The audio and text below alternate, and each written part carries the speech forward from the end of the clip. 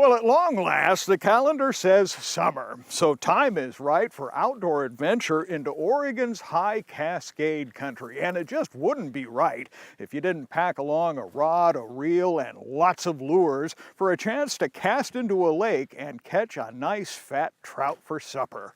Hi there, Grant McComey here, your host for Travel Oregon's Grant's Getaways. And this week, something a bit different as we find out just how those big fat trout get into some of those high Cascade lakes. Join me as we go aboard Air Express and find out all about flying trout in Oregon's alpine country. Early morning, when the air is cool and scenery quiet, Mount Hood is a marvel.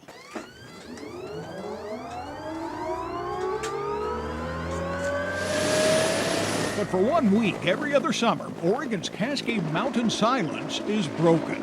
We start at the Oregon-Washington border, we end at the Oregon-California border. And we do the whole Pacific Crest Trail from one end of the state to the other. It's a pretty good view. You get to see a lot of your district, a lot of different lakes, a lot of areas that you typically wouldn't get to see or get into.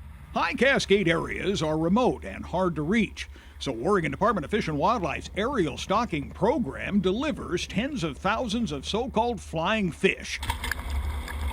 They get there on time, on target, and into nearly 400 high Cascade lakes. I approach the lake by looking at it first and seeing what way the riffles is on the lake. Then it determines what way the wind's blowing and if you're going to have any drift for the fish to come out. You know, if you get turbulence or downdraft, you can feel it dragging yourself around some, but for the most part, it flies real nice. Dave McCarty pilots up to 4 flights a day.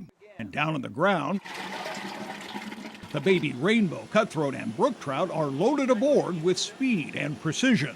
Number 8. The crews load the fish into 30 aerated tanks. Each tank holds up to 400 fish.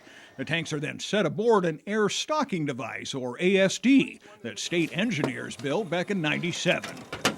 With its rear tail fin and aerodynamic nose, the unit looks a bit like a miniature space shuttle. They used to use fixed-wing aircraft to deliver the trout. Took up to 3 weeks to see the state.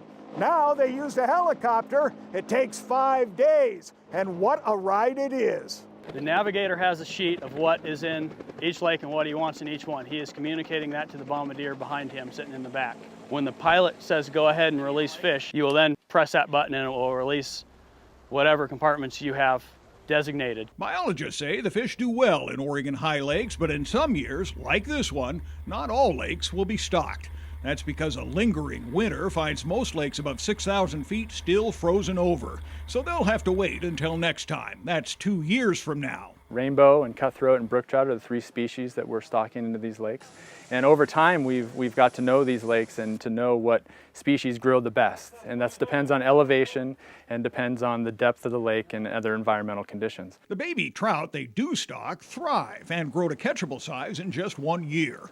It's a project that provides unique Oregon angling opportunities to those willing to go the extra mile and find adventure. It's always nice to go up to the wilderness and go fishing and to catch your dinner. If you've never been out in the wilderness and seen some of these lakes and seen some of these areas, you should really get out there and do that because it is a beautiful place. Right on line, perfect.